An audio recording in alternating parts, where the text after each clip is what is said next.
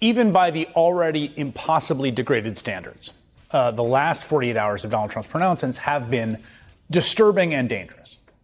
It started yesterday during a bizarre address about autism, Tylenol, and vaccines. Effective immediately, the FDA will be notifying physicians that the use of well, let's see how we say that. Acetaminophen. Is that okay? Which is basically commonly known as Tylenol, during pregnancy can be associated with a very increased risk of autism. We want no mercury in the vaccine. We want no aluminum in the vaccine.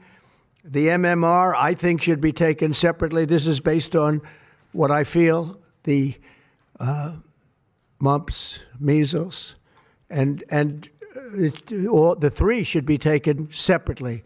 Don't let them pump your baby up with the largest pile of stuff you've ever seen in your life going into the delicate little body of a baby. This was all nonsense, and that's the most charitable word I could use. I mean, vaccines do not cause autism. This has been established at peer review after peer review after peer review over decades. It's been studied. There is no established link between Tylenol and autism either. Certainly not the very elevated risk he talked about. But Trump didn't stop there. He absolutely flew off the rails during his speech at the UN today. Admittedly, the day got off to a bad start. The president and the first lady, Dana, have just walked in right on time, I would say. Right on cue. Yeah, they're a couple of minutes ahead of schedule, and, you know, we love that punctuality. Yes. And the first lady also going to address the UN as well as she arrives with her husband, and they go up the escalator this time. So I heard a few questions being shouted there, but no responses. Stand by. I don't know if there's audio on that or not. Chuck Schumer. Okay, I heard the end. That was Chuck Schumer, and there's a reason for that. Slight escalator mishap. For what it's worth, the UN official told the AP that Trump's own party was responsible for Escalator Gate. That did not stop the president from grousing about it and many other topics in front of the whole world. All I got from the United Nations was an escalator that on the way up stopped right in the middle. Many years ago, a very successful real estate developer in New York, known as Donald J. Trump, I bid on the renovation and rebuilding of this very United Nations complex. I remember it so well. I said at the time that I would do it for $500 million, rebuilding everything. It would be beautiful. I used to talk about, I'm going to give you marble floors. They're going to give you terrazzo. I'm going to give you the best of everything. You're going to have mahogany walls. They're going to give you plastic. But they decided to go in another direction. We both stood. And then a teleprompter that didn't work. These are the two things I got from the United Nations, a bad escalator and a bad teleprompter. You walk on terrazzo. Do you notice that? And I'm really good at predicting things, you know. They actually said during the campaign they had a hat, the best-selling hat. Trump was right about everything. And I don't say that in a braggadocious way, but it's true. I've been right about everything. And I'm telling you that if you don't get away from the green energy scam, your country is going to fail. It's time to end the failed experiment of open borders. You have to end it now. See, I can tell you. I'm really good at this stuff. Your countries are going to hell. That was just a sample of the hour of ramblings by our 79-year-old president today. Coming up next, Senator Mark Kelly joins me live on set. Don't go away. Decided to put Jimmy Kimmel back on the air. What more you've learned since then about why Disney and Bob Iger. Sure. A lot of this, frankly, had to do with the blowback and with the public pressure. This wasn't good for Disney's brand overall. It certainly wasn't good for the brand of Bob Iger, the Disney CEO.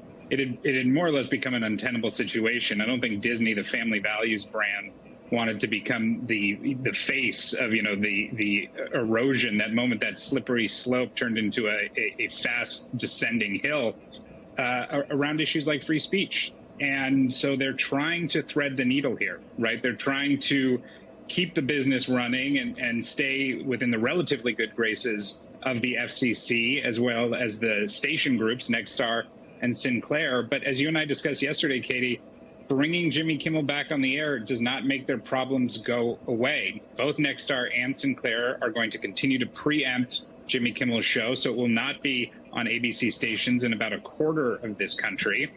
And as you laid out there, this is a campaign by the Trump administration to go after media organizations, to go after perceived enemies. And as a result of that, I don't see them dialing that down anytime soon. I don't think anyone does. And so this is a story that's going to continue to play out for a while longer. You know, there's a portion of the soundbite we played at the top, and we put the words underneath it because it was hard to understand those tapes from so long ago, where Nixon says we're going to outlive our enemies. Obviously, neither one of them are alive any longer, but the idea that they'll be able to eventually push back against these institutions, successfully do so, that they saw as their political enemies, as they saw against them. Well, it's coming to fruition now, Jim, with the Trump administration. The institutions withstood Nixon. The institutions Yeah, certainly. It really is. You could look at it as a are wobbling against Donald Trump. Continuation of what started under the Nixon White House, especially this FCC. You can't quite call it a move, right? Because the chairman of the FCC, Brendan Carr, just sort of dribbled out the idea that these stations that are affiliated with ABC have licenses. Toy with the idea of going after station licenses. They did threaten the licenses of the Washington Post company during Watergate in a way that made Captain Graham, the leader of the Post, the publisher, wonder, and the FCC oversees those licenses. But you really have to go back to Nixon, because what Nixon did after that conversation you played is they did.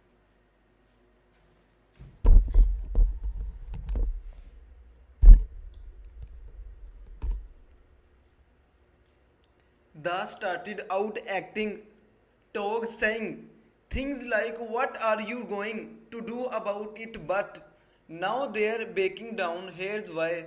A few hours before Jimmy Kimmel was taken off the air, Trump's FCC official went on a major right-wing podcast on the show. Be bragged and basically threatened big compares like Disney and the cable carriers.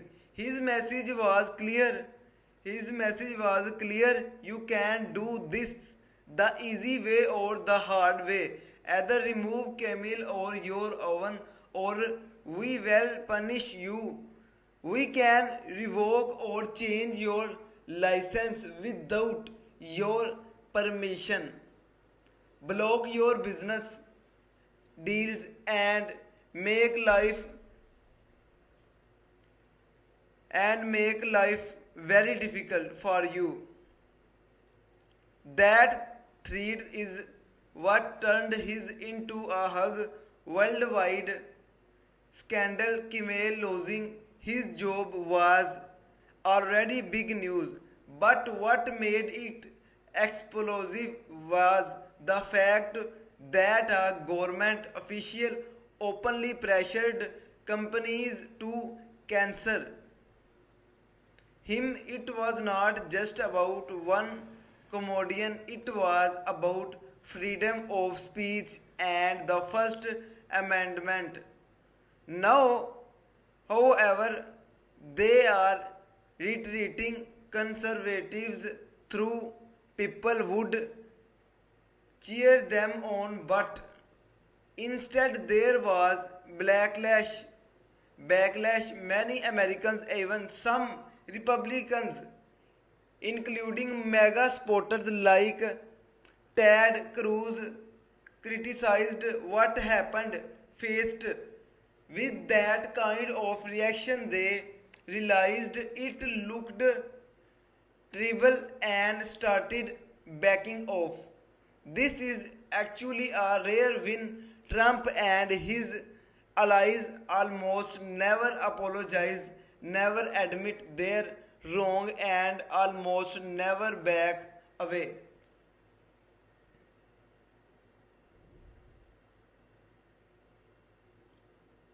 From their plans the only times they do are when the plan is so abusively criminal or when the backlash is so damaging that they have no choice. In this case, it's the second. This case, it's the second reason, and the shows just how badly this move backfired on them. Sorry,